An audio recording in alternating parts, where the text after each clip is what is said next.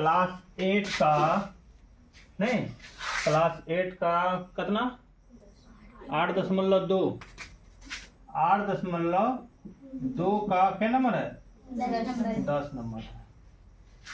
क्या कहता है कि एक संख्या 40 है, एक संख्या 40 है, उसको दो भागों में बांटिए।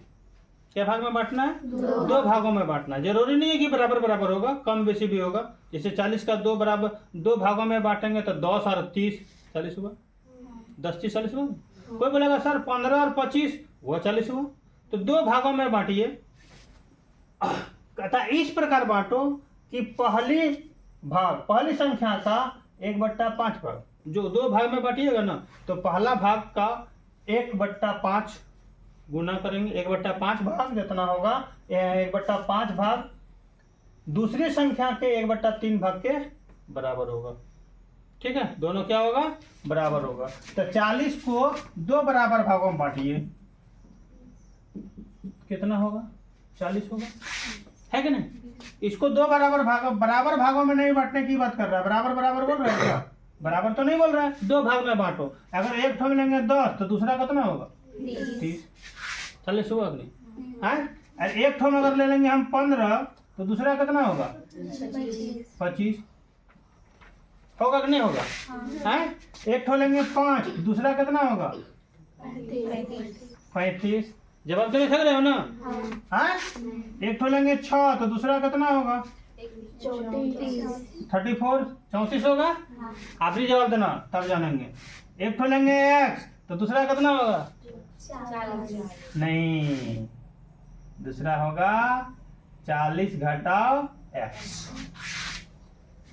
क्या होगा 40 घटा यहाँ पर जितना लेंगे 40 में उसको घटाने के बाद जितना होगा वही तो यहाँ लिखाता है। याद रखो यहाँ 10 लिए थे तो यहाँ कितना हुआ था 30 काहे हुआ 40 में 10 घटा तो कितना बचा 30। समझ में आया। इसलिए यहाँ x, इसका मतलब 40 में x को घटाओ। तो घटेगा तो घटाएंगे, नहीं घटेगा तो नहीं घटाएंगे ना। तो माना कि पहली संख्या कितना x, तो दूसरी संख्या कितना होगी 40 घटा x होगा ना। प्रश्न से या प्रश्न जैसा कह रहा है वैसा हम लोग करेंगे। क्या करेंगे, पहली संख्या का 1/5 तो कितना होगा x का 1/5 बराबर होगा किसका दूसरी संख्या का 1/3। तो दूसरी संख्या इतना है ना, इसका 1/3। ठीक ठाक है। अब सर जी सरल कीजिए। x का मतलब गुना 1/5 बराबर 40 घटा x होगा ना। इसको ब्रैकेट में रखना है, गुना 1/3 बट्टा यहाँ 1 दे देंगे, यहाँ भी बट्टा 1 दे देंगे। इधर कितना होगा x गुनी 1 = x/5 होगा। इधर सरल करो, 1 से गुना करेंगे कितना होगा 40 घटा x/3 होगा ना।